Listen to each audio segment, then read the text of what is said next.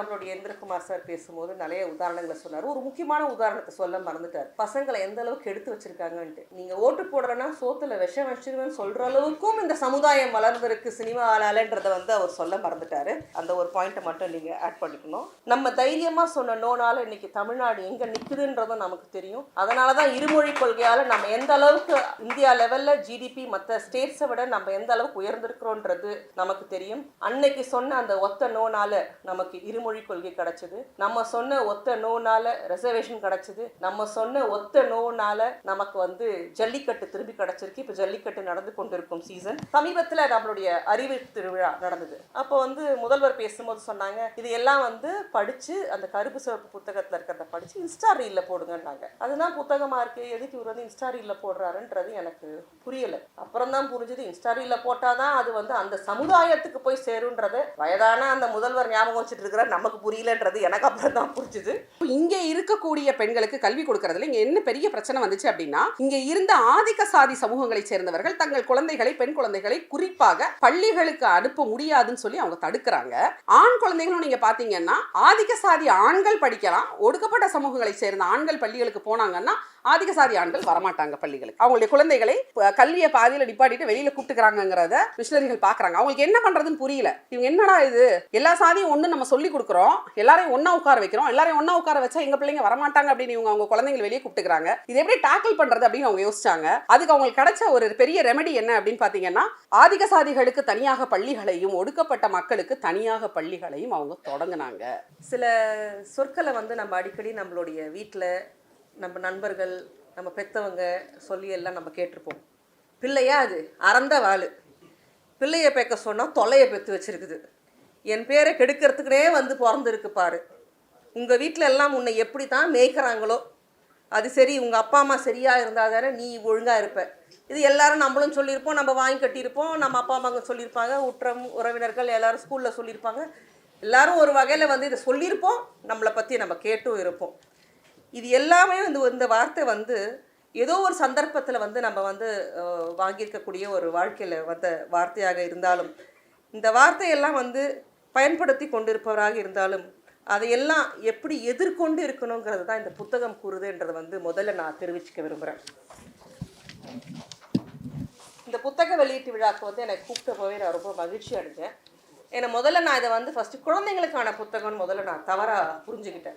முதல் சாப்டர் படித்த உடனே தெரிஞ்சிருச்சு அது குழந்தைங்களுக்கான புத்தகம் இல்லை, பெரியவர்களாக நாம் படித்து குழந்தைங்களுக்கு என்ன சொல்லி கொடுக்கணுன்றதுக்கு காலத்துக்கேற்ப புத்தகம், இந்த இப்போ இருக்கிற சமுதாயத்துக்கேற்ற புத்தகம்ன்றதை மிக அழகாக எடுத்து சொல்லியிருந்தார். ஏன் இப்போத்துக்கு ஏற்ற சமுதாயத்துக்கு என்ன புத்தகம்னு சொல்லுவேன். இப்போ நம்மளுடைய இந்திரகுமார் சார் பேசும்போது நிறைய உதாரணங்களை சொன்னார். ஒரு முக்கியமான உதாரணத்தை சொல்ல மறந்துட்டார். பசங்களை எந்த அளவுக்கு எடுத்து வச்சிருக்காங்கன்ட்டு. நீங்கள் ஓட்டு போடுறேன்னா சோத்துல விஷம் வச்சிருவேன்னு சொல்கிற அளவுக்கும் இந்த சமுதாயம் வளர்ந்திருக்கு சினிமாலன்றதை அவர் சொல்ல மறந்துட்டார். அந்த ஒரு பாயிண்ட்டை மட்டும் நீங்கள் ஆட் பண்ணிக்கணும். இந்த புத்தக வெளியீட்டில் சொல்ல விவரிக்க முடியாத நிறைய கதைகள் நுணுக்கம் அதிகமாக வெளிப்பட்டிருக்கு. அந்த உணர்வுகளின் மதிப்பும் அதிகமாக இருக்கிறது. இதனால் சமூகத்தில் அங்கீகரிக்கப்படாத சில விஷயங்களை நம்ம எந்த அளவுக்கு எடுத்து செல்ல வேண்டும் அடுத்த கட்டத்துக்குன்றதையும் நிறைவாக சொல்லியிருக்கிறாங்க. அதே மாதிரி நமக்கெல்லாம் இந்த தோனி 2015 உலக கோப்பை ஆடிட்டு இருக்கும்போது அவருக்கு குழந்தை பிறந்தது. அந்த குழந்தை பார்க்கறது கூட போகாமல் அவர் நாட்டுக்காக போராடி நமக்கு மேட்சை வின் பண்ணி கொடுத்தாருங்கிறது எல்லாருக்கும் ஒரு வரலாறு தெரியும். ஆனால் ஒரு 4 மாத கர்ப்பிணியாக ஒரு பெண்ணை விட்டுட்டு 2 வருஷம் ஜெயிலுக்கு போன கணவனுடைய மனநிலை, விடுதலையாகி வருகின்ற அந்த நாள், அந்த குழந்தை அந்த அப்பா கிட்ட போகிறதுக்கே மறுக்கக்கூடிய அந்த வேதனையான விஷயத்தை மிக நுண்ணமாக எடுத்து கூறியிருக்கிறார் நம்முடைய புத்தகாசிரியர். அதை விட எனக்கு நெகிழ வைத்த அடுத்த சம்பவம் இந்த புத்தகத்தில் ஒரு பஸ்ஸில் ஒரு பெண் தூங்கி கொண்டு செல்வார். ஒரு ஆழ்ந்த உறக்கம் அந்த பெண்ணுக்குன்னு எழுதியிருப்பார். எதனாலனா கணவன் ஜெயிலேருந்து ரிலீஸ் ஆகி வந்துடுவார். அந்த ரிலீஸ் ஆகி வந்த தொட்டு அந்த பெண் தூங்கலை. நாளைக்கு நம்ம குழந்தை ஸ்கூலுக்கு போச்சுன்னா உங்கள் அப்பா ஜெயிலில் இருக்காராமே, என்ன பண்ணுறாரான்னு நம்ம பிள்ளைய யாரும் கேட்க மாட்டாங்கன்ற மன நிகழ்வோடு அவர் தூங்குகிறான்றது அழகாக எடுத்து சொல்லியிருக்கிறாரு இந்த புத்தகத்தில். அதே மாதிரி தண்டனை என்னவாக ஏதோ ஒருத்தருக்கு தான் கிடைக்குதுன்னு வச்சுப்போமே, ஆனால் அந்த சமுதாயம் அந்த மொத்த குடும்பத்தையும் தண்டிக்குது. அந்த குடும்பத்தை பார்க்குற பார்வை, அந்த குடும்பத்தை சார்ந்து இருக்கிறவங்களோட அனுபவிப்பு, இது எல்லாமே வந்து அந்த பிள்ளைகளை வேற ஒரு இடத்துக்கு கொண்டு போகுது. இவ்வளோ நாள் வந்து ஸ்கூல் ட்ராப் அவுட்ஸ் வந்து நான் வந்து பொருளாதாரம், சமூக நீதி, இதனால தான் வந்து நான் ஸ்கூல் ட்ராப் அவுட்ஸ் இருக்குன்றதை வந்து நான் யோசிச்சுட்டு இருந்தேன். முதல்வர் வந்தார், நமக்கு காலை சிற்றுண்டி கொடுத்துட்டாரு, எல்லாருக்கும் எஜுகேஷன் கொடுத்துருக்காரு, எல்லாம் கொடுத்துருக்காருன்றதை வந்து நான் இத்தனை நாள் நினச்சிட்டு இருந்தேன். இந்த புத்தகத்தை படிக்கிற வரைக்கும், இந்த புத்தகத்தை படித்ததுக்கு அப்புறம் தான் தெரிஞ்சுது சிறைக்கு சென்ற பெற்றோர்களுடைய குழந்தைகளும் இடைநீற்றல்ல இருக்கிறாங்கன்றது வந்து உணர்த்தக்கூடிய ஒரு உன்னதமான புத்தகம் தான் இந்த கசடு தபரன்ற புத்தகம்.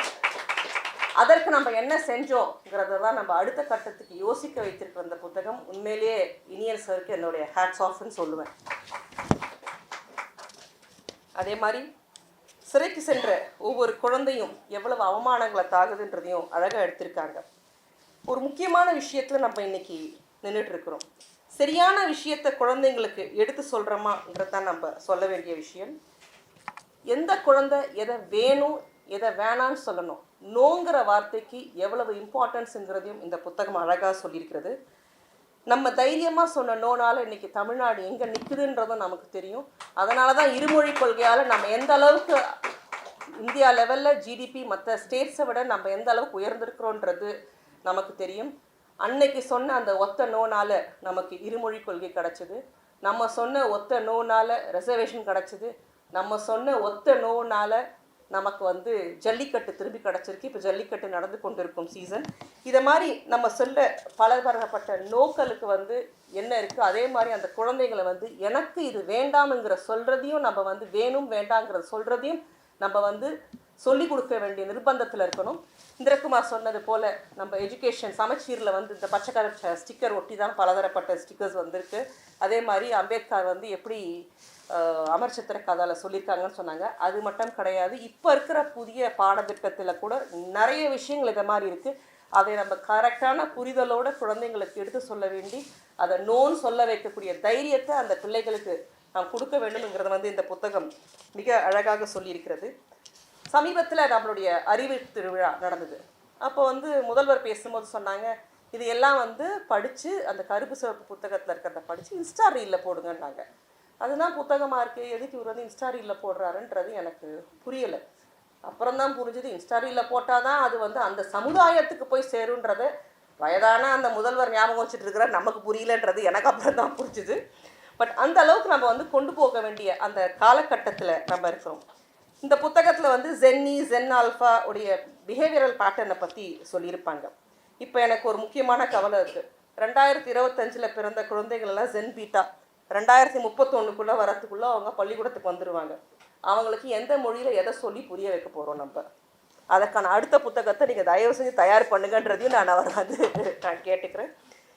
இந்த புத்தகத்தை படித்தவுடனே எனக்கு நினைவில் நினைவு ஒரு சில வரிகள் தான். கல்வியில் சிறந்த தமிழ்நாடு, பல குழந்தைகள் தங்கள் வாழ்க்கையில் முன்னேறி விஷயங்களை பகிர்ந்துட்டாங்க. அரசு கல்வி நிலையங்களுக்குள்ளே இந்த விஷயங்களை எவ்வளவு எளிதாக நுழைய முடியல. அரசு பள்ளிகள் குறை சொல்கிற வேலைக்கு ஒரு கும்பல் தொடர்ந்து செய்து கொண்டு தான் இருக்கிறது பல காரணங்களில். இன்னும் முக்கியமாக ஒன்று சொல்லணும்னா, ஒரு விஷயத்தை தனியார் பள்ளி செய்கிறதும் ஒரு ஸ்டேட் ஸ்கூல் செய்கிறதுலையும் வந்து வித்தியாசம் இருக்குது. ஸ்டேட் கவர்மெண்ட் ஸ்கூல்ஸ்னாலே அந்த பசங்க இப்படி தான் பிஹேவ் பண்ணுவாங்கன்ற ஒரு முக்கியமான விஷயத்தை கொண்டு வந்து வைக்கிறாங்க. அதே வந்து ப்ரைவேட் ஸ்கூல்ஸ்னால் அதை ஊடகங்கள் வேறு மாதிரி பார்க்குது. அந்த கருத்தையும் நாம் மாற்ற வேண்டுங்கிற ஒரு முக்கியமான விஷயத்தை நம்ம முன்னே எடுத்து செல்ல வேண்டும்.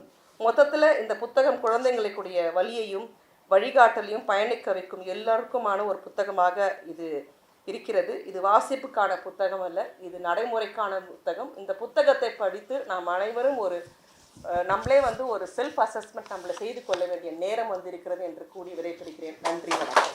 எல்லோருக்கும் இனிய மாலை வணக்கம். அது சண்டை போட்டு மைக்க பிடுங்க வேண்டியிருக்கேன், முதல்ல கூப்பிட்டுருங்கன்னு. ஏன்னா எல்லாரும் ரெடியாக இருக்காங்க, இருக்கிற பாயிண்டெல்லாம் அடித்து முடிச்சிருவாங்க போல இருக்கு. ஏற்கனவே நான் படித்த சாப்டரை அண்டர்லைன்லாம் போட்டு நான் படித்த சாப்டரை அவர் இப்போ எடுத்து விட்டு போயிட்டாரு. ஐயோ போச்சே, விட்டு போச்சே. நான் இந்த பக்கம் பார்த்துக்கிட்டே இருக்கேன், ஒவ்வொரு பிட்டாக அப்படி போயிட்டு நான் என்னப்பா பண்ணுறது பாருங்க. நான் அண்டர்லைன் பண்ணி நோட்ஸ் எழுதி இவ்வளோ கஷ்டப்பட்டு ப்ரிப்பேர் பண்ணிட்டு எல்லாம் வீணாக போச்சேன்னு இருக்கு.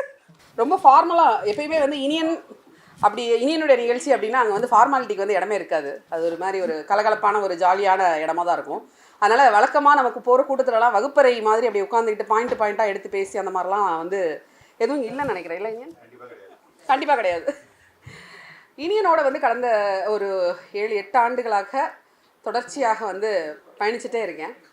இனியன் எப்படி வந்து ஒரு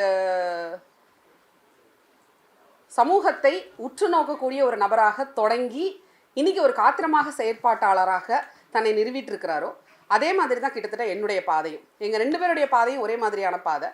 ஆனால் அவர் வந்து ஒரு ட்ராக்ல ட்ராவல் பண்ணார். குழந்தைகளை நோக்கி அவருடைய பயணம் இருந்தது. என்னுடைய பயணம் வந்து பெண்களை நோக்கிய பயணமாக இருந்துச்சு. அவ்வளோதான். பெருசாக இதில் பெரிய வேறுபாடு இருக்கிறதாக எனக்கு தெரியல. 2017-18 வாக்கில் ஒரு புத்தக காட்சியில் வந்து நாங்கள் ஃபஸ்ட்டு முதல் முறையாக நம்ம நேரில் சந்தித்தோம். இனியனை நான் சந்தித்தது சென்னை புத்தக காட்சியில். அப்போ வந்துட்டு இந்த பையெல்லாம் புக் எழுதுவான் அப்படின்னு யாராவது என்ன சொல்லியிருந்தாங்க, நான் உளுந்து சிரிச்சிருந்திருப்பேன். இப்பயுமே எனக்கு வந்து இனியன் இதை எழுதுறது வந்து ரொம்ப ஆச்சரியமாக இருக்குது. ஆனால் இந்த பையனுக்குள்ளே என்னமோ இருந்திருக்கு பாரு ஸ்பார்க்கு அப்படின்னு. தமிழ் சமூகத்தில் எப்பயுமே என்ன ஒரு பெரிய இடைவெளி இருக்குது அப்படின்னா, சமூகத்தில் பாலிசி மேக்கர்ஸ், அதாவது இங்கே இருக்கக்கூடிய விஷயங்களை தீர்மானிக்கக்கூடிய இடத்தில் இருப்பவர்கள் வேறு நபர்களாக இருக்கிறாங்க, செயல்படுத்துபவர்கள் வேறு நபர்களாக இருக்கிறாங்க, அதை அனுபவிக்கக்கூடிய எண்ட் யூசர்ஸ்ன்னு சொல்கிறோம்ல அவங்க வேறு ஆட்களாக இருக்கிறாங்க. இந்த 3 கம்யூனிட்டியும் இந்த 3 பிரிவும் தனித்தனியாக இயங்குறாங்களே தவிர ஒரு சேர ஒரு நேர்கோட்டில் சிந்திச்சு இயங்குறதுக்கான சூழல் வந்து இங்கே இல்லை. ஏன்னா மேலே இருக்கிறவங்களுக்கு கீழே இருந்து அந்த ஃபீட்பேக்கை கொண்டு போகிறதுக்கு சரியான நபர்கள் கிடையாது. அப்படியே அந்த ஃபீட்பேக் போனாலும் அதை ஏற்றுக்கிற அளவுக்கு அவங்களுக்கு விசாலமான மனசு இருக்கிறது கிடையாது. அப்படியே ஏற்றுக்கிட்டா கூட அதை அப்படியே செயல்படுத்துவதற்கான செயல் வடிவங்களை செய்வதற்கு இங்கே நிலவக்கூடிய அரசியல் சூழல் அனுமதிக்கிறது இல்லை. இந்த மாதிரி இதில் நிறைய நுட்பமான சிக்கல்கள் சிறார் செயல்பாட்டை பொறுத்த வரைக்கும், குறிப்பாக பள்ளிக்கல்வித்துறையாக இருக்கட்டும் அல்லது கல்லூரி துறையாக இருக்கட்டும், இது எல்லாத்துலேயுமே நம்ம மனசில் நினைக்கக்கூடிய மாற்றங்களை களத்தில் செய்வது அப்படிங்கிறது கிட்டத்தட்ட நெக்ஸ்ட் இம்பாசிபிள் அப்படிங்கிற ஒரு சூழ்நிலை தான் இங்கே நிலவுது. அப்போ இந்த சூழலில் உண்மையிலேயே ஃபீல்டில் என்ன நடக்குது அப்படிங்கிறத மேலே இருக்கிற பாலிசி மேக்கர்ஸ்க்கும் சரி, இதில் சம்மந்தப்பட்டிருக்கக்கூடிய ஸ்டேக் ஹோல்டர்ஸ் எல்லாருக்கும் சொல்கிறதுக்கு யாராவது ஒருத்தர் இருக்கணும் தானே. இப்போ இருக்கக்கூடிய அரசு பள்ளி ஆசிரியர்கள் நிறைய பேருக்கு இருக்கிற பெரிய குறை என்ன அப்படின்னா, கவர்மெண்ட் எப்போ பார்த்தாலும் எங்கிட்ட ஏதாவது ரிப்போர்ட் கேட்டுக்கிட்டே இருக்குது, எப்போ பார்த்தாலும் ஏதாவது ஒரு ஃபார்மை நாங்கள் ஃபில் பண்ணிக்கிட்டே இருக்கோம், எப்போ பார்த்தாலும் ஏதாவது ஒன்று நாங்கள் ஃபீட்பேக்கை கவர்மெண்ட்டுக்கு நாங்கள் கொடுத்துக்கிட்டே இருக்கோம் அப்படின்றது நிறைய ஆசிரியர்கள் சலிப்படைகிறாங்க. உண்மையிலே பார்க்கணும் அப்படின்னா கீழே இருந்து பெறக்கூடிய தகவல்கள் இருக்கு இல்லையா, அது அத்தனையுமே இந்த அரசாங்கம் நேரடியாக நேர்மையாக செயல்படுவதற்கு வழி செய்யக்கூடிய ஆதாரமாக இருக்குது, சான்றுகளாக இருக்குது. அதை நம்ம வந்து ஃபஸ்ட்டு அண்டர்ஸ்டாண்ட் பண்ணிக்கணும். ஏன்னா கீழேருந்து எனக்கு எந்த ஃபீட்பேக்குமே இல்லாமல் மேலே உட்காந்துட்டு நான் கண்ணை மூடிக்கிட்ட முடிவுகளை எடுக்க முடியாது. இப்போ சமீபத்தில் பார்த்தீங்க அப்படின்னா ஒரு 2 ஆண்டுகளுக்கு முன்னாடி தமிழ்நாடு அரசு வந்து புதுசாக ஒரு state education policy, Tamil Nadu state education policy புதுசாக ஒன்று ஃப்ரேம் பண்ணுவோம் அப்படின்னு சொல்லி ஒன்று ஆரம்பித்தாங்க. அதில் நிறைய சப் கமிட்டிஸ் இருந்தது. அதில் ஒரு சப் கமிட்டியை நான் கோஆர்டினேட் பண்ணியிருந்தேன். அப்போ அந்த சப் கமிட்டியுடைய கோஆர்டினேஷன் மீட்டிங்ஸில் நிறைய தரவுகளே எங்களுக்கு வந்து கிடைக்கல, அடிப்படை தரவுகளே எங்களுக்கு கிடைக்கல. கிராஸ் என்ரோல்மெண்ட் ரேஷியோ எங்களுக்கு கிடைக்கல, ட்ராப் அவுட் ரேஷியோ எங்களால் வாங்க முடியல, ஏசிடிஇ நார்ம்ஸில் என்ன இருக்குது அப்படிங்கிறது எங்களுக்கு தெரியலை. நிறைய விஷயங்கள் எங்களால் தேடி தேடி எடுக்க முடியாமல் போனப்ப இது போன்ற கள செயற்பாட்டாளர்களுடைய அறிக்கைகளும் அவங்க ஃபேஸ்புக்கில் எழுதின பதிவுகளும் வெளியில் இருந்து நமக்கு கிடைத்த பிளாக் போஸ்ட்ஸும் தான் பெரிய தரவுகளாக இருந்துச்சு. அப்போது இங்கே அடிப்படையில் களத்தில் என்ன நடந்துட்டுருக்கு அப்படிங்கிறதுல வந்து கம்ப்ளீட்டாக டிஸ்கனெக்டடாக மேலே இருக்கக்கூடிய அட்மினிஸ்ட்ரேஷன் அதிகார மையம் இருக்கவே முடியாது. அப்படி இருந்துச்சுன்னா இவங்க எடுக்கிற எந்த பாலிசியும் நேரடியாக குழந்தைகளை போய் சேராது அப்படிங்கிறது ரொம்ப முக்கியமான விஷயம். சமீபத்தில் நான் சந்தித்த ஒரு தோழர் வந்து என்கிட்ட கேட்டார், இனியன் இந்த மாதிரிலாம் புக்கு போடுறாரு, அவர் புக்கு வந்து நல்லா இருக்கா அப்படின்னு கேட்டாப்புல. அடிக்க போகிறான் இனியன். புக்கு நல்லா இருக்கா அப்படின்னு கேட்ட உடனே எதுக்கு இப்படி கேட்குறீங்கன்னு ஒரு கேள்வி நான் திருப்பி கேட்டேன். அப்போ அவங்க கேட்டாங்க, இல்லை அதில் அவர் என்ன எழுதுறாருன்னு எனக்கு தெரியாது, அதனால கேட்டேன் அப்படின்னு. யாருக்கு அந்த புத்தகம் பயனுள்ளதாக இருக்கணும்னு நீங்கள் நினைக்கிறீங்க? நான் திருப்பி பதில் கேள்வி கேட்டேன். இல்லை பொதுவாக தான் கேட்டேன் அப்படின்னாப்புல. ஆக்சுவலாக பார்த்தா சிறார் எழுத்து அப்படிங்கிறதையும் சிறாருக்காக எழுதப்படக்கூடிய எழுத்து அப்படிங்கிறதுலையும் நிறைய வேறுபாடு இருக்குது. நம்ம ஆளுங்களுக்கு ஃபஸ்ட்டு அதுவே புரியல. இனியன் எழுதுறான் அப்படின்னோடனே குழந்தைங்களுக்காக இனியன் ஏதோ எழுதுறாரு அப்படின்னு நம்ம மக்கள் இன்னும் நினச்சிட்டு இருக்காங்க. என்ன இது குழந்தை படிக்கிற மாதிரி இல்லையே அப்படின்னு ரொம்ப ஃபீல் பண்ணுறாங்க. உண்மையிலேயே அவங்க எனக்கு கேட்ட அந்த கேள்வி கேட்டதுக்கு பின்னாடி இருந்த அந்த கான்செப்டை வந்து அதுதான், இது ரொம்ப சிம்பிளாக ஒன்றும் இல்லையே, இது ஏதோ பெரியவங்க படிக்கிற மாதிரி இருக்கே அப்படின்னு. இப்போது களத்தில் வேலை செய்யக்கூடிய நிறைய பேர் நிறைய என்ஜிஓஸ் இப்போ எஜுகேஷன் செக்டரில் உள்ள வேலை செஞ்சுட்டு இருக்கிறாங்க. அவங்க எல்லாருக்குமான ஒரு ப்ராக்டிக்கல் கைட் புக்காக இந்த புத்தகம் இருக்கும் அப்படின்னு நான் நம்புகிறேன். ஒரு 10 பிரிவுகளாக இதை வந்து அவர் பிரித்து எழுதியிருக்கிறாரு. அதில் வந்து அடிப்படையில் முதல் 9 கட்டுரைகள் வந்து அவருடைய அனுபவங்களை குட்டி குட்டி அனுபவங்களாக வந்து அவர் சொல்கிறாரு. 10வது கட்டுரை நெடிய கட்டுரையாக இருக்குது. குழந்தைகளுக்கான கலை இலக்கிய கொண்டாட்டத்தை இதுவரை அவர் நடத்திய எல்லா கலை இலக்கிய 12 நடத்தியிருக்காரு நினைக்கிறேன், 12 தானே. ஸோ கடைசியில் நடந்த குன்னத்தூர் நிகழ்வு வரை 12 நிகழ்வுகளையும் முழுசாக வந்து களப்பணியாக அவர் அதை எப்படியெல்லாம் தொடங்கி எப்படி கொண்டு செலுத்தினார், அதில் வந்த பிரச்சனைகள் என்ன, அதை எப்படி அவர் ஃபேஸ் பண்ணாருங்கிறத ரொம்ப விரிவாகவே அவர் வந்து சொல்லியிருக்கிறாரு. அடிப்படையில் களச்செயற்பாட்டில் இருக்கக்கூடியவர்கள் இது போன்ற கட்டுரைகளை எழுதும்போது தான் உண்மையிலேயே ஃபீல்டு ஒர்க்னா என்ன அப்படிங்கிறத வெளியிலிருந்து பார்க்கக்கூடிய பார்வையாளர்களுக்கு தெரியும். நம்ம ரொம்ப ஈஸியாக நினைக்கிறோம், இனியன் ஒரு ஊருக்கு போகிறாப்புல அவனுக்கு என்னப்பா 3 மாதம் போய் ஒரு ஊரில் கேம்ப் போடுவான், ஒரு நிகழ்ச்சியை நடத்துவான், ஒரு 100 பிள்ளைங்களை கூப்பிடுவான், அவங்கள திரட்டி அவங்க கையில் புத்தகத்தை கொடுப்பான், அவ்வளோதான் அப்படின்னு நம்ம நினைக்கிறோம். ஆனால் அது என்ன மாதிரியான மாற்றங்களை செய்யுது அப்படிங்கிறத நேரடியாக கண்கூடாக உணர்ந்த ஒரு நபராக இந்த இடத்துல வந்து நான் பேசணும் அப்படின்னு நினச்சேன். ஏன்னா புதுக்கோட்டையில் நடந்த நிகழ்வு, புதுக்கோட்டை நிகழ்வின் அப்போ வந்து ஒரு பெண் குழந்தைகிட்ட என்னுடைய ஒரு நூல் ராஜம்மாள்னு ஒரு குட்டி நூல், அந்த நூலை வந்து வாசிக்கிறதுக்கு அவர் கொடுத்துருக்கிறாரு. அந்த குழந்தை ஃபஸ்ட் டைம் வாசிச்சுட்டு டீச்சர் வந்து சொல்லியிருக்காங்க, டீச்சர் சொல்லி கொடுத்த மாதிரி அந்த குழந்தை வந்து மனப்பாடம் பண்ணி உருப்பு போட்டு அதை அப்படியே வந்து திருப்பி சொல்ல முயற்சி பண்ணியிருக்காங்க. அதுக்கப்புறம் வந்து இனியன் அதை பார்த்து சொல்கிறாப்புல, இல்லை நீ இப்படி சொல்லாதப்பா, நீங்கள் வந்துட்டு இதை இன்னும் கொஞ்சம் வந்து உள்வாங்கிட்டு நீங்களாக பேசுங்க, உங்களுக்கு என்ன தோணுதோ அதை நீங்கள் சொல்லுங்கள் அப்படின்னு அவர் சொல்லியிருக்கார். அதற்கு பிறகு அந்த குழந்தை பேசியது ரொம்ப சிம்பிளாக ஒரே ஒரு விஷயந்தான், இந்த புக்கு என்ன சொல்லுது அப்படின்னா, உனக்கு என்ன நடந்தாலும் சரி படிப்பை மட்டும் நீ விட்டுறாதன்னு எனக்கு இந்த புக்கு சொல்லுதுன்னு சொல்லிட்டாங்க. ஒரே வார்த்தை, அவ்வளோதான். அப்போது நம்ம வந்து என்ன நினைக்கிறோம்னா, பெரிய பெரிய மாற்றங்கள் அப்படின்னா அதெல்லாம் ஏதோ ரொம்ப ரொம்ப பிரம்மாண்டமாக நடக்கணும், பெரிய புரட்சி அப்படின்னா அதை உடனே நீங்கள் துப்பாக்கியும் பீரங்கி குண்டையும் வச்சு தான் நீங்கள் சாதிக்கணும் அப்படிங்கிறது கிடையாது. பெரிய பெரிய புரட்சிகள் அத்தனையும் சின்ன சின்ன முயற்சிகளால் தான் தொடங்கியிருக்கு அப்படின்னு நம்ம சொல்லணும். அந்த வகையில் பார்த்தா அவருடைய அனுபவங்களை கொண்டு இவர் செய்து கொண்டிருக்கக்கூடிய மிக முக்கியமான பணிகளை இந்த கட்டுரைகள் வழியாக அவர் தொகுத்திருக்கிறார் அப்படின்னு நம்ம சொல்லணும். நான் ஒரு 3 கட்டுரைகளை பற்றி மிக லைட்டாக சொல்லலாம் அப்படின்னு நினச்சேன். ஒன்று வந்து எனக்கு ரொம்ப பர்சனலாக பிடிச்ச கட்டுரை வந்து நோ சொல்லவும் ஏற்கவும் கற்றுக் கொடுப்போம் அப்படின்னு ஒரு எழுதியிருக்கிறாரு. அதாவது அவருக்கு திடீர்னு ஒரு குழப்பம் வருது, ஒரு தற்கொலை பற்றின ஒரு செய்தி வருது. அதை பற்றி அவர் வந்து என்ன யோசிக்கிறார் அப்படின்னா, தற்கொலைக்கான காரணங்கள் அப்படின்னு அவர் சொல்லும்போது அவர் அந்த நோங்கிற ஒரு சொல்லை வந்து நிறைய வந்து இது போன்ற தற்கொலைகளோடு தொடர்பு படுத்துகிறார். நம்ம சமூகத்தில் சின்ன வயசுலேருந்தே நம்ம நோ அப்படிங்கிறத சொல்லவும் பழக்கப்படுத்தப்படலை, அதை ஏற்றுக்கவும் நம்ம பழக்கப்படுத்தப்படலை. அது வந்து ரொம்ப அழகாக அவர் குறிப்பிடுறாரு. நோ என்று சொல்லவும் சொல்லப்பட்ட நோக்களை ஏற்றுக்கொள்ளவும் கற்றுக் கொடுக்கவே தொடங்கவில்லை அப்படின்னு அவர் சொல்கிறார். இது வந்து ஆக்சுவலாக பள்ளி கல்வி புலத்தில் மிக முக்கியமாக ஆண் குழந்தைகளுக்கு சொல்லித்தர வேண்டிய ஒரு விஷயமாக இதை நான் பார்க்குறேன். ஏன்னா பெண்ணியலாளராக தொடர்ச்சியாக நாங்கள் கன்சென்ட் அப்படிங்கிற ஒரு விஷயத்தை பற்றி பேசிக்கிட்டே இருக்கிறோம். Yes means yes, no means no அப்படிங்கிறத மனப்பாடம் பண்ணி, and that yes should be a free yes, it should not be a forced yes, it should not be a coerced yes, it should not be an yes which is got out of control. நிறைய விஷயங்களை திருப்பி நம்ம பேசிட்டே இருக்கோம். அப்போது ஒரு பெண் கிட்ட போயிட்டு yes means yes, no means no அப்படின்னு நான் எடுத்துகிட்டு சொல்கிறதுல எந்த விதமான பயனும் இல்லை. அது யார்கிட்ட போய் சேரணும் அப்படின்னா, ஒரு ஆண் குழந்தைகிட்ட போய் சேரணும். நான் ஃபுல் சாப்டர் அப்படியே வாசிட்டே வரேன், எங்கேயாவது அவர் தொடர்புபடுத்தி பேசுகிறாரா அப்படின்னு. இல்லையா ஒரே தற்கொலையா இந்த பையன் பேசிட்டே இருக்கானே, எப்போதான்ப்பா இவர் நம்ம எதிர்பார்க்குறத பேசிட்டே இருப்பான் அப்படின்னா, கடைசியாக வந்துட்டார் 40வது பக்கத்துக்கு வந்துட்டார். அதில் வந்து சொல்கிறாரு, ஒரு பேராகிராஃபில் சொல்கிறாரு, நமது சமூக கட்டமைப்பில் ஒரு பெண் எளிதில் நோ என்பதை சொல்லிவிட முடியுமா என்ன என்னும் கேள்வியும் எழுகிறது. நான் நினைக்கிறேன் இது வந்து ஒவ்வொரு ஆணும், இங்கே இருக்கக்கூடிய அத்தனை ஆண்களும், இந்த நூல்களை வாசிக்கக்கூடிய ஒவ்வொரு ஆணும் இந்த ஒரே ஒரு சின்ன கேள்வியை அவங்களுக்குள்ளே கேட்கணும். ஒரு பெண் ஒருத்தங்க ஒரு நோ நமக்கு சொல்கிறதுக்கும் ஒரு ஆண் ஒருத்தர் நம்மக்கிட்ட நோன்னு சொல்கிறதுக்கும் எவ்வளோ பெரிய வேறுபாடு இருக்குது. ஒரே வார்த்தை தான், நோ தான். அந்த நோவை ஒரு ஆண் சொல்லிட்டா அதை ரொம்ப எளிதாக ஆண்களால் ஏற்றுக்கொள்ள முடிகிறது. அதே விஷயத்த ஒரு பெண் சொல்லிட்டாங்கன்னா அந்த ஆணுக்கு எவ்வளவு ஆங்காரம் வருகிறது, எவ்வளவு கோபம் வருகிறது, எவ்வளோ ஆற்றாமை வருகிறது இல்லையா?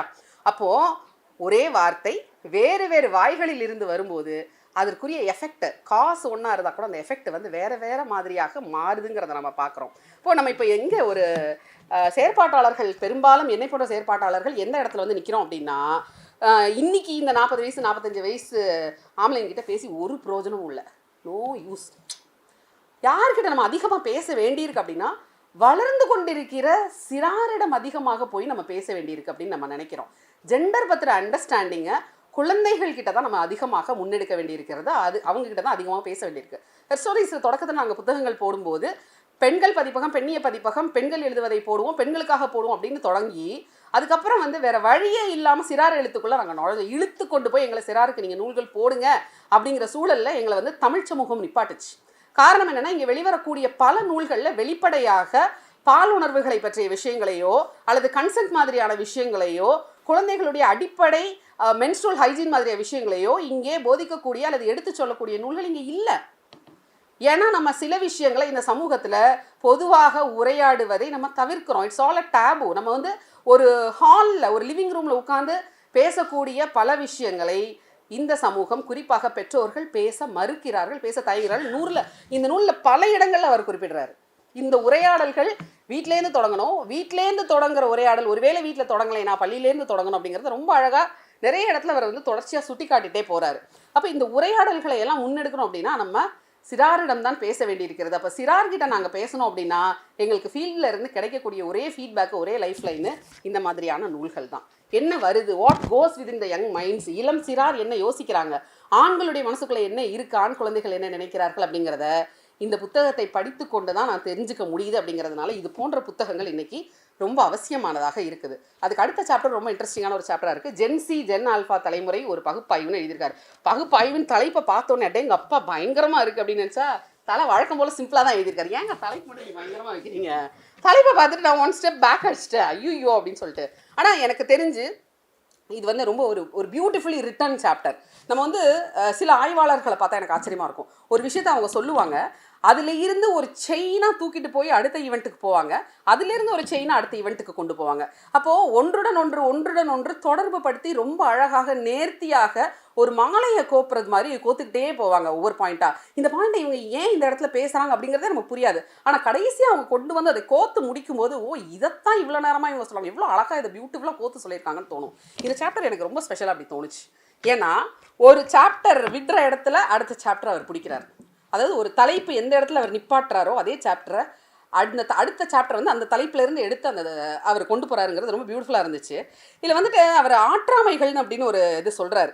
அதாவது இந்த ஜென்சி மற்றும் ஜென் ஆல்ஃபா தலைமுறையில் உள்ள பலருடைய செயல்பாடுகள் அது காரணமாக 4 பகுதிகள் உற்று நோக்கணும்னு சொல்கிறார். 1 குடும்ப கட்டமைப்பு, 2 சமூக காரணிகள், 3 தொழில்நுட்ப காரணிகள், 4 அரசியல் காரணிகள். புதுசு கிடையாது, நம்ம எல்லாருக்குமே தெரிஞ்சது தான்.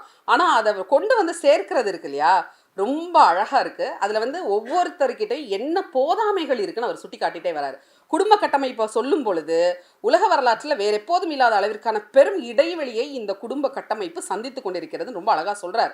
தாத்தா கிட்ட பேரன் பேசுறது இல்லை, அப்பா கிட்ட பையன் பேசுறது இல்லை, இது எல்லாத்தையுமே அவங்க சொல்கிறாங்க. தலைமுறை ஆதிக்கங்கள் முற்றிலும் சிதைந்து மாற்று வடிவங்களை பெற தொடங்கி இருக்கின்றன அப்படிங்கிறார். குடும்ப கட்டமைப்பை பற்றி பேசும்போது ரொம்ப முக்கியமாக அதில் அவர் சொல்கிற ஒரு விஷயம் நோட் பண்ணணும். நம்ம தனி மனித ஒழுக்கம் மற்றும் குடும்ப அறம் போன்றவற்றை குடும்ப கட்டமைப்பின் வாயிலாக கற்றுக் கொடுக்கும் சூழல் வெகுவாக குறைந்துள்ளது. இது வந்து எனக்கு இது ஒரு ஷார்ப் கிரிட்டிக்காக இருந்துச்சு முதல்ல பார்க்கும்போது. ஏன்னா நம்ம எல்லாரும் இப்போ எப்படி பழகிட்டோம் அப்படின்னா குழந்தைங்களை தட்டி கொடுத்து வளர்க்கணும், தட்டி கொடுத்து வளர்க்குறது தான் நல்ல பேரண்டிங்கு அப்படின்னு இப்போ நிறைய பேர் சொல்ல ஆரம்பிச்சிருக்காங்க. கிட்டத்தட்ட எங்கள் வீட்டிலாம் பார்த்தீங்கன்னா அப்படி தான். அதாவது டோன்ட் பாதர் பேரண்டிங் தான், வந்தால் வா போனால் போடுற மாதிரி parenting. But it is very dangerous அப்படிங்கிறத இதில் அவர் ரொம்ப தெளிவாக சொல்கிறாரு. ஏன்னா ஏதோ ஒரு விதத்தில் குழந்தைகளை நல்வழிப்படுத்த வேண்டிய பங்கு அப்படிங்கிறது பெற்றோர் கையில் இருக்குது அப்படிங்கிறாரு. ஏன்னா அதுக்கு ரொம்ப முக்கியமான பிரச்சனையாக அவர் காமிக்கிறது வந்து ஆல்ஃபா நபர்களை தங்களது ஜாதி மத பெருமைகளுக்கான பயிற்சியை கொடுத்து வளர்த்தும் ஒரு பக்கத்தில் விடுறாங்க, இன்னொரு பக்கம் நீ என்ன வேணாலும் செஞ்சுக்கோ, எனக்கு அதை பற்றி கவலையே இல்லைன்னு சொல்கிற பேரண்ட்ஸ் இருக்காங்க அப்படிங்கிறத ரொம்ப தெளிவாக அதில் சொல்கிறாரு. அதே மாதிரி தான் அதுக்கு அடுத்த பகுதியிலே சமூக காரணிகள் பற்றி சொல்லும்போதும் கல்வியில் இருக்கிற லேப்ஸ்னால சினிமாவில் இருக்கிற பிரச்சனைனால போதை, இது 3ஐயும் ஒன்னோட ஒன்று அழகாக வந்து இன்டர்லிங்க் பண்ணி இந்த சாப்டர்லேயும் அவர் சொல்லியிருக்கிறாரு. இந்த சாப்டர் வந்து ஐ திங்க் இந்த புத்தகத்திலே வந்து ரொம்ப பியூட்டிஃபுல்லாக ஆர்கியூமெண்ட்டையும் ஒரு கவுண்டர் ஆர்கியூமெண்ட்டையும் மாற்றி முன் வச்சு எழுதப்பட்டிருக்கக்கூடிய ரொம்ப முக்கியமான ஒரு சாப்டராக இது இருக்குது. ரொம்ப சிறப்பாக இந்த சாப்டர் வந்து எழுதியிருக்கிறாரு. ரொம்ப அவசியமாக இன்னைக்கு ஜென்சி குழந்தைகளோடையும் ஜென் ஆல்ஃபா குழந்தைகளோடையும் டீல் பண்ணிட்டு இருக்கக்கூடிய டீச்சர்ஸ் வந்து இந்த சாப்டர் அவசியம் படிக்கணும் அப்படின்னு நான் நினைக்கிறேன். ஏன்னா நம்ம எல்லாருக்குமே தெரியும் ஜென்சி ஜென் ஆல்ஃபா கிட்ஸோட வந்து நம்ம உரையாடுறதே வந்து ரொம்ப குறைவு. ஏன்னா அவங்க வந்து இன்ஸ்டாகிராம்லேயும் ஸ்னாப்சாட்லேயும் உரையாட தான் அதிகமாக விரும்புகிறாங்களே தவிர நேரடியாக எதிர்த்தாப்பில் நீங்கள் போய் நின்னீங்கன்னா உங்ககிட்ட உரையாடுறதுக்கு அவங்க தயாராக இல்லை. அப்போ அவங்களை எப்படி அந்த உரையாடல் வெளிக்குள்ளே கொண்டு வர்றது அப்படிங்கிறத இந்த சாப்டரில் தெளிவாக சொல்கிறாரு. அதில் யார் யார் என்ன செய்யணும் அப்படிங்கிற அந்த கடமைகளையும் தெளிவாக அவர் எடுத்து சொல்லிகிட்டே வராரு. கடைசியாக அந்த பள்ளிகள் மதங்கள் குழந்தைகள் சாப்டரு சார் ஆல்ரெடி வந்து ட்ராட்ஸ்கி சார் சொல்லிட்டாங்க. இருந்தாலும் வந்து நான் வந்து ஒரு விஷயம் இதில் நான் குறிப்பிடணும் அப்படின்னு சொல்லி ஆசைப்பட்டேன். கல்வியுடைய பரவலாக்கத்தில், குறிப்பாக தமிழ்நாட்டில் கல்வியுடைய பரவலாக்கத்தில் வந்து மிஷனரிகளுடைய பங்கை பற்றி அவர் ரொம்ப தெளிவாக அவர் குறிப்பிடுறாரு. இப்போது தொடக்க காலத்தில் இப்போ ஒரு பிரச்சனையை நம்ம முன் வச்சு பேசுகிறோம் இல்லையா? கல்வி நிறுவனங்களில் வந்து மதம் வந்து அதிகமாக ஆட்சி செய்யுது, மதம் வந்து குழந்தைகள் மீது திணிக்கப்படுகிறது அப்படிங்கிறத நம்ம தொடர்ச்சியாக மிக சமீப காலமாக பேசிகிட்டு இருக்கோம். ஆனால் அந்த காலத்திலேருந்தே அப்படி தானே இருக்குது அப்படின்னு ஒரு ஆர்கியூமெண்ட்டை நமக்கு எதிராக வலதுசாரியினர் சொல்லிக்கிட்டே இருக்கிறாங்க. அப்படின்னா கிறிஸ்தவ பள்ளிக்கூடங்களில் கல்வியை பெற்ற இன்னைக்கு ஆர்எஸ்எஸ் பாஜகவில் மிக பெரும் தலைவர்களாக இருக்கிறவங்கெல்லாம் மதம் மாறிட்டாங்களா அப்படிங்கிற ஒரு எதிர்கேள்வி வந்து நம்ம எல்லாருக்குமே இருக்குது. அந்த இடத்த பற்றி அவர் பேசும்போது ரொம்ப முக்கியமாக ஒரு விஷயம் சொல்கிறாரு. இந்த ஜாதி பிரச்சனை அப்படிங்கிறத வந்து மிஷனரிகள் எப்படி டீல் பண்ணாங்க அப்படிங்கிறது இருக்குல்ல, இங்கே வந்த மிஷனரிகள், அது வந்து ரொம்ப தமிழ் வரலாற்றில் நம்ம தெரிஞ்சிக்க வேண்டிய ரொம்ப அவசியமான ஒரு பகுதியாக அது இருக்குது. ஏன்னா அடிப்படையில் கல்வி வந்து இங்கே யாருக்கு முதல்ல போச்சு அப்படின்னா, எந்த சாதிகள் தங்கள் வீட்டு பெண்களை பள்ளிக்கு சென்று படிக்க அனுமதித்தார்களோ அவர்கள் வீட்டு பெண்களுக்கு தான் முதல்ல கல்வி கிடைச்சது. அடிப்படையில் பார்க்கணும்னா ஒடுக்கப்பட்ட சமூகத்தை சேர்ந்த பெண்களுக்கு தான் முதலில் கல்வி கிடைத்தது. சீகன்பால்கு 1715 அவருடைய பள்ளியில் பெண்கள் 5 பள்ளிகள் அவர் வச்சு நடத்துகிறாரு. அதில் வந்து அவர் தமிழ் பெண்களுக்கு தனியாக பள்ளி வச்சிருந்தார் அப்படிங்கிறது நமக்கு தெரியுது. அதில் படித்த பெண்கள் பெரும்பாலானவர்கள் ஒடுக்கப்பட்ட சாதியை சேர்ந்தவர்கள் அப்படிங்கிறத அவர் பதிவு செய்கிறார். அப்போது சென்னையை பொறுத்த வரைக்கும் இங்கே இருக்கக்கூடிய பெண்களுக்கு கல்வி கொடுக்கறதுல இங்கே என்ன பெரிய பிரச்சனை வந்துச்சு அப்படின்னா, இங்கே இருந்த ஆதிக்க சாதி சமூகங்களை சேர்ந்தவர்கள் தங்கள் குழந்தைகளை, பெண் குழந்தைகளை குறிப்பாக பள்ளிகளுக்கு அனுப்ப முடியாதுன்னு சொல்லி அவங்க தடுக்கிறாங்க. ஆண் குழந்தைகளும் நீங்கள் பார்த்தீங்கன்னா ஆதிக்க சாதி ஆண்கள் படிக்கலாம், ஒடுக்கப்பட்ட சமூகங்களை சேர்ந்த ஆண்கள் பள்ளிகளுக்கு போனாங்கன்னா ஆதிக்க சாதி ஆண்கள் வரமாட்டாங்க பள்ளிகளுக்கு. அவங்களுடைய குழந்தைகளை கல்வியை பாதியில் நிப்பாட்டிட்டு வெளியில் கூப்பிட்டுக்கிறாங்கங்கிறத மிஷனரிகள் பார்க்குறாங்க. அவங்களுக்கு என்ன பண்ணுறதுன்னு புரியல. இவங்க என்னடா இது, எல்லா சாதியும் ஒன்று நம்ம சொல்லி கொடுக்குறோம், எல்லாரையும் ஒன்றா உட்கார வைக்கிறோம், எல்லாரையும் ஒன்றா உட்கார வச்சா எங்கள் பிள்ளைங்க வரமாட்டாங்க அப்படின்னு இவங்க அவங்க குழந்தைங்களை வெளியே கூப்பிட்டுக்கிறாங்க. இது எப்படி டேக்கிள் பண்ணுறது அப்படின்னு அவங்க யோசிச்சாங்க. அதுக்கு அவங்களுக்கு கிடைச்ச ஒரு பெரிய ரெமெடி என்ன அப்படின்னு பார்த்தீங்கன்னா, ஆதிக்க சாதிகளுக்கு தனியாக பள்ளிகளையும் ஒடுக்கப்பட்ட மக்களுக்கு தனியாக பள்ளிகளையும் அவங்க தொடங்கினாங்க. சென்னை ஜார்ஜ் டவுனில் ராகர்ஸ் ஸ்கூல் அப்படின்னு சொல்லிட்டு ஒடுக்கப்பட்ட சமூகத்தை சேர்ந்த ஆண்களுக்கான தனிப்பள்ளி இயங்கி இருக்குது. சில குறிப்பிட்ட சமூகங்களுக்கு, சில குறிப்பிட்ட சாதி பெண்களுக்காகவே சாதி பள்ளிகள் இங்கே இயங்கி இருக்கு. அப்போது அடிப்படையில் வந்து இன்றைக்கி அவங்க மேலே என்ன விமர்சனம் வைக்கலாம்னா, சாதிகளுக்கான தனித்தனி பள்ளிகளை தொடங்கி அவர்கள் இங்கே இருக்கக்கூடிய மக்களை பிரித்தார்கள் அப்படின்னு நம்ம சொல்லணுமா? அல்லது நீ எந்த சாதியாக வேணாலும் இருந்துட்டு போ, உனக்கு தனித்தனியாக நான் பள்ளிக்கூடத்தை திறந்து வைக்கிறேன், அப்படியாவது உங்கள் பொம்பளை பிள்ளைங்களை படிக்க வச்சு தொலைங்கடா அப்படின்னு அவங்க பள்ளிக்கூடம் ஆரம்பிச்சாங்களா அப்படிங்கிறத நம்ம சிந்திச்சு பார்க்கணும். அப்போ இதில் நிறைய நியூவான்சஸ் இருக்குது. இந்த சாப்டரில் வந்து அதை அவர் கொஞ்சம் விரிவாகவே சொல்கிறாரு. கிறிஸ்தவ மிஷனரிகளுக்கு போட்டியாக தான் இந்துக்கள் வந்து பள்ளிகளை தொடங்குறாங்க அப்படிங்கிறத ரொம்ப ஆணித்தரமாக அவர் வந்து நிறுவுறார். அது ரொம்ப முக்கியமான ஒரு பாயிண்ட் அப்படின்னு நான் பார்க்குறேன். அதே போல் இந்த சாப்டரில் அவர் நேத்து சுந்தரவடிவேலு ஐயாவுடைய பங்கை இங்கே வந்து குறிப்பிட்டு பேசுகிறார். குறிப்பாக பொதுக்கல்வி வந்து எல்லாருக்கும் போய் சேரணும் அப்படிங்கிறதுல. கல்வி வந்து தமிழ்நாட்டில் எப்படியெல்லாம் வந்து மாறி வந்திருக்கு, அதுக்கு ஒரு பெரிய டிரான்சிஷன் இருக்குது அப்படிங்கிறத ஃபேஸ் பை ஃபேஸ் இந்த சாப்டரில் வந்து அவர் மென்ஷன் பண்ணுறாரு. அது ரொம்ப முக்கியமான ஒரு பாயிண்ட்டு. இதில் 2 இடம் ரொம்ப முக்கியமாக நான் வந்து நோட் பண்ணி வச்சுருக்கேன், வாசிச்சே ஆகணும் அப்படின்னு. அனைத்து ஜாதியினருடன் ஒன்றாக அமர்ந்து கல்வி கற்க முடியாது என்னும் மனோநிலையில் உயர் ஜாதியினருக்கு மட்டுமே என்றெல்லாம் பள்ளிகள் திறக்கப்பட்டதோ அவற்றின் நவீன வடிவங்களாகவே தனியார் மெட்ரிக் பள்ளிகள் கட்டமைக்கப்பட்டனங்கிறார். இது ரொம்ப முக்கியமான ஒரு பாயிண்ட். ஏன்னா ஒரு மெட்ரிகுலேஷன் பள்ளியை யார் தொடங்குவா? ஏதாவது ஒரு ஜாதி சங்கத்தை சேர்ந்தவர், ஒரு ஜாதி சங்கத்தில் முக்கியமான நபராக இருக்கிறவர் திறந்து வைப்பார். அந்த ஜாதியை சேர்ந்தவர்கள், அந்த பகுதியை சேர்ந்தவர்கள் யாரெல்லாம் வந்து இருக்காங்களோ அவங்க எல்லாரும் அந்த பள்ளியில் படிப்பாங்க, அவங்க வீட்டு பிள்ளைங்க அதில் படிப்பாங்க. ஆட்டோமேட்டிக்காக அது ஒரு ஜாதியுடைய பள்ளிக்கூடமாக போயிடும். இது வந்து ரொம்ப இயல்பாகவே 90களில் 2000களில் தமிழ்நாட்டில் ரொம்ப இயல்பாக நடந்து வந்த ஒரு விஷயம். அதே போல் இந்த போக்கிற்கு மிஷனரி பள்ளிகளின் மதம் சார்ந்த அணுகுமுறைகள் என்றெல்லாம் கற்பிதங்கள் கற்பிக்கப்பட்டன. ஆனால் அப்படியான மத பிரச்சாரங்களும் மதமாற்ற நிகழ்வுகளும் 1.5 நூற்றாண்டுகளுக்கு முன்பிருந்ததில் 1% கூட இல்லை என்னும் நிலையில்தான் அவர்களின் கல்வி பணி இருந்தது இருக்கின்றது அப்படின்னு அவர் தெளிவாக சொல்கிறார். அன்னைக்கு இருந்த மாதிரி கிறிஸ்தவ மதமாற்றமெல்லாம் இங்கே எந்த இடத்துலையும் நடக்கலை அப்படின்னு. ஸோ இதை சொல்லும்போது எனக்கு மைக்கேல் பட்டி ஞாபகம் வருது. உங்களுக்குலாம் மைக்கேல் பட்டி நினைவு இருக்கா? இருக்கு தோழர், கரெக்டு, நியூஸை கரெக்டாக வாட்ச் பண்ணியிருக்கீங்க. மைக்கேல் பட்டியில் இந்த சம்பவம் நடக்கும்போது அந்த பெண் வந்து கட்டாயமாக மதமாற்றம் செய்கிறதுக்கு முயற்சி பண்ணாங்க. அதில் அந்த பொண்ணு தற்கொலை பண்ணிக்கிச்சு அப்படி இப்படின்லாம் வந்து இவங்க ஒரு கதை கட்டி விட்டாங்க. அந்த மக்கள் குறிப்பாக வந்து அந்த கேத்தலிக் சர்ச், அங்கே இருக்கிறது ஒரு கேத்தலிக் சர்ச், அந்த சர்ச்சை சேர்ந்த ஒரு பாதிரியார், அவர் வெளிநாட்டில் வசிக்கக்கூடிய ஒரு பாதிரியார் தொடர்ச்சியாக அதற்கு பிறகு எங்கிட்ட பேசிக்கிட்டே இருக்கிறார். இந்த மாதிரி ஒரு பிரச்சனை நடந்திருக்கு, எங்கள் ஊரில் இருக்கிறவங்களுக்கு அவங்கள கொஞ்சம் நான் புஷ்அப் பண்ணி மேலே கொண்டு வரணும்னு நினைக்கிறேன், அவங்களுக்கு ஒரு பாசிட்டிவிட்டி சொல்லி தரணும்னு நினைக்கிறேன், நான் என்ன பண்ணலாம் அப்படின்னு கேட்கும்போது கிறிஸ்தவத்தில் ஜாதி, அறியப்படாத கிறிஸ்தவம், இது போன்ற நூல்களை அந்த ஊரில் இருக்கக்கூடிய கிறிஸ்தவ மக்களுக்கு உள்ளே கொடுத்து அவங்கள வாசிக்க சொல்லி கல்வி பணியில் மிஷனரிகள் என்னென்ன மாதிரியான சேவைகளை அந்த காலத்தில் செஞ்சுருக்காங்க, இன்றைக்கி என்ன செய்ய வேண்டியிருக்கு அப்படிங்கிற ஒரு தொடர் உரையாடலை, ஒரு சமூக உரையாடலை கிறிஸ்தவ சமுதாயம் தனக்குள் அங்கே நிகழ்த்தி இருக்கிறது அப்படிங்கிறத இங்கே பொதுவெளியில் நான் பதிவு செய்ய விரும்புகிறேன். ஏன்னா நம்ம நினச்சிட்டே இருக்கிறோம் இல்லையா, புத்தகம் எழுதுறோம் அதனால எந்த மாற்றமும் வரல, செயல்பட்டுக்கிட்டே இருக்கும் அதனால எந்த மாற்றமும் வரல, அப்படி கிடையாது. நீங்கள் ஏதோ ஒரு பக்கத்தில் நீங்கள் செஞ்சுட்டே இருக்கீங்க அப்படின்னா அது ஒரு மாற்றத்திற்கான ஒரு சிறு விதையை நீங்கள் போடுறீங்க அப்படின்னா அந்த மாற்றம் இந்த சமூகத்தில் ஏதோ ஒரு முறையில் ரிஃப்ளெக்ட் ஆகிட்டே இருக்குது அப்படிங்கிற நம்பிக்கையில் தான் என்னை போன்ற செயற்பாட்டாளர்கள், இனியனை போன்ற செயற்பாட்டாளர்கள் தொடர்ச்சியாக ஓடிக்கொண்டே இருக்கிறோம் அப்படிங்கிறத இந்த இடத்துல நான் சொல்ல ஆசைப்படுறேன். அப்போ இந்த நூலை பொறுத்த வரைக்கும், கசடராவை பொறுத்த வரைக்கும் கற்க கசடர நம்ம எல்லாருக்கும் தெரியும், ஆனால் எதை கற்கணும் அப்படிங்கிறது இருக்கு இல்லையா. அப்போ இது யாருக்கான கசடர கற்றல் அப்படின்னு இந்த நூலை பார்த்தோம் அப்படின்னா சமூகத்தின் பால் அக்கறை கொண்டவர் யாராக இருந்தாலும் அவருக்கு இந்த நூல் ரொம்ப அவசியமான ஒரு நூலாக இருக்குது. எனக்கு இந்த கல்வித்துறையின் மீது, எனக்கு இந்த கல்வி புலத்தின் மீது ஒரு ஆசை இருக்கிறது, இந்த குழந்தைகள் மீது எனக்கு ஒரு ஆசை இருக்கிறது.